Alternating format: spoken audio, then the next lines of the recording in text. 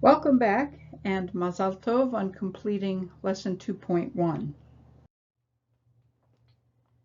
The first key word for this lesson is Torah, which represents a very fundamental Jewish concept, but at the same time it's a really difficult word to translate because it has multiple meanings and multiple layers of meaning. At its most basic level, it means the first 5 books of the Bible: Genesis, Exodus, Leviticus, Numbers, Deuteronomy, and also the scroll that contains those 5 books. That scroll, which is written by hand by a carefully trained scribe, and it's written in a special script known as Torah script. But it doesn't just mean the scroll, and it doesn't just mean the text, because it's come to mean, by extension, all Jewish law, and even further extended from that, all Jewish knowledge, and even extended further from that, there are plenty that believe that all knowledge, both religious and secular, are contained or encompassed by the word Torah. In any case, it begins with the new letter Taf, and you already know the beginning, the remaining letters and vowels, so you can practice reading the word out loud.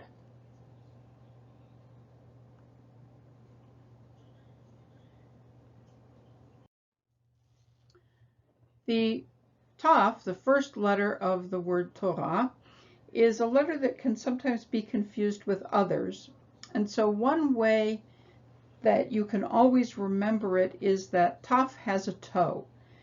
If you look at the little leg on the left side of the letter, you'll notice that there's a little bar at the bottom that extends out, looks like a toe. So if you think of it, you see that little bar extending at the bottom on this kind of a letter, remember that it's a Taf. Now there are actually 2 forms of the new letter. One has a dot inside, that dot's called a dagesh, and the other doesn't. And these are not 2 different letters, but they are the same letter that make one sound now, but that originally represented 2 different sounds. It's important to remember that in most pronunciations of Hebrew, they've come to represent one sound, and in modern Hebrew, for sure, both versions of the letter represent the same hard T, T sound. The next key word is also an important Jewish idea, Jewish ritual clothing item, known as a talit. Talit begins with the new letter tet. Tet makes the same sound as taf. Now, it's likely that originally tet and taf made 2 different sounds, actually because taf made 2, tet made a third that was similar. But over time, those sounds have coalesced, so tet and taf, and both versions of taf, all make the hard t, the hard T sound.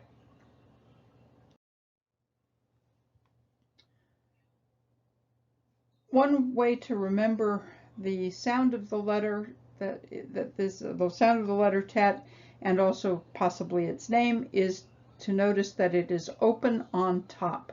Tet is open on top.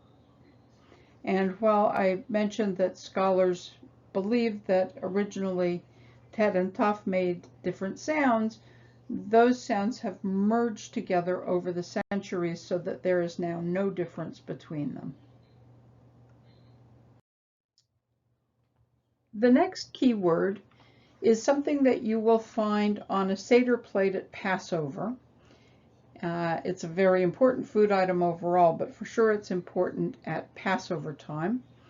The distinguishing thing, the new thing about this particular word is the first vowel, which is 2 dots followed by a yud, and when you see that combination, it makes the sound of A. You'll notice that in English it's really similar because the yud and the y are such similar letters. So together those two dots and that yud form A. So now that you know this, you can sound the rest of the keyword out on your own because you've already had all the other letters.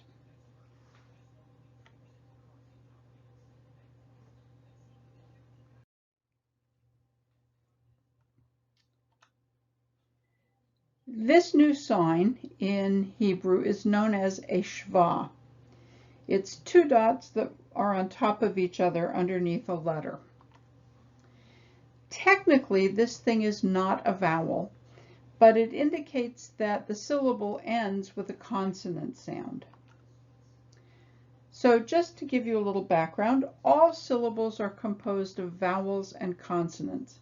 Vowels are things that carry a flow of air, like E and Ah and O, and consonants are things that stop the flow of air. Every Hebrew syllable has exactly one vowel, has no fewer, has no more. Every Hebrew syllable has one and only one vowel. Hebrew syllables can be either CV, consonant vowel, or CVC, consonant vowel consonant. And the examples here we have ha, which is a consonant vowel syllable, ha meaning the, or you may remember from previous lesson, meaning people. Has two consonants and a vowel in the middle. A lot of Hebrew words, though, are made up of more than one syllable, and they often contain both consonant vowel and consonant vowel consonant syllables. You've had a lot of these words: shamash, adam, shalom, geshem, shemesh, matzah. All of these Hebrew words contain both CV and CVC syllables. So in these words that we were just looking at, we find that the first syllable is a consonant vowel syllable.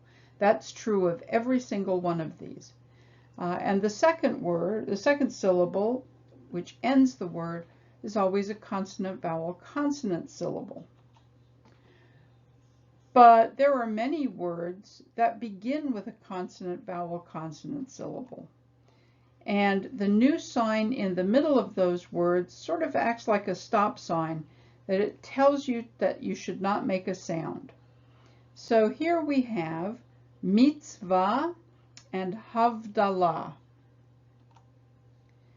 So to help you learn how to pronounce words that contain the new sign, you begin by approaching them as if they were two separate syllables.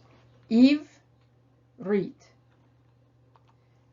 And then you put those two syllables together, ivrit. And then you finally notice that there's the stop sign under the second so that you are reminded not to add a vowel, ivrit. Ivrit, by the way, is the Hebrew word for Hebrew.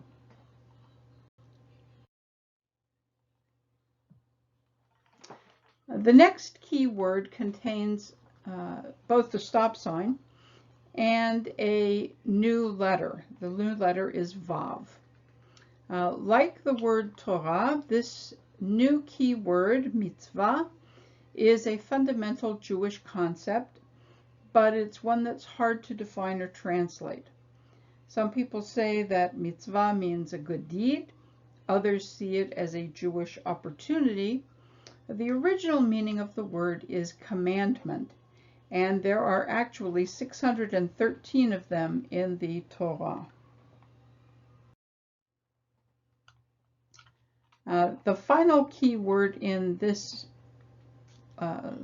lesson describes a short service that takes place at the end of Shabbat.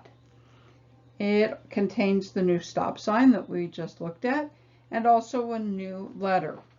Now the new letter, which is often referred to as vet to help you remember that the sound is v, is actually pronounced exactly the same way as the vav, even though originally most scholars think the two sounds were really quite different. Now you'll notice that we've got two pairs of letters here. In the first one of each pair there's a dot, and in the second one of each pair there's not. There are some letters in every language that can represent two sounds. An example in English is the letter C. The C in the word cat is the same as the C in the word scent. The pronunciation for both of them is governed by grammatical rules that concern the vowels that follow the letter C. So in English, if you have a C followed by an A, an O, or a U, it's a hard K. And if it's followed by an E or an I or a Y, it's a soft S. Hebrew also has pairs that make where one letter can make two different sounds. Originally, there were 6 of these. You've learned 2 of them so far, the bet and the taf.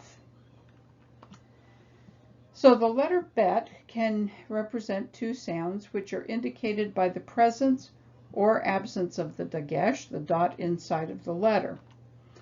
The bet with the dot inside of it makes the hard b, and the bet without the dot in it, without the dagesh, represents the softer v. The pronunciation of bet is governed by grammatical rules that have to do with what the bet follows. If the bet, for example, follows a vowel, it takes the soft sound.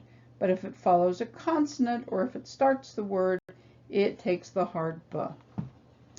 Taf and taf, here, seen here at the end, also originally represented 2 sounds, one hard and one soft. But in modern Hebrew, they both represent the hard t. Okay, this is the end of lesson 2.2.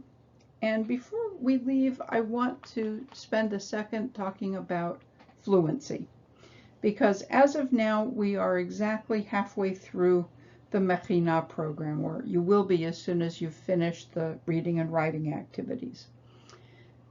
In lesson 1, you learned about fluently blending letters and vowels into syllables and syllables into whole words.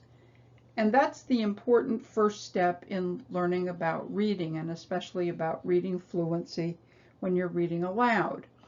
In this lesson, we're going to take the next step, because we don't just read word by word. Rather, we blend all of the words together into specific phrases. So, for example, we don't say Hayad al HaTorah, we say Hayad al HaTorah, blended together into a single smooth phrase. So while you're practicing reading in this particular lesson, spend some time thinking about not only blending letters and vowels together into syllables and syllables into words, but the next picture, the big picture, and that is blending those words into full, fluent phrases.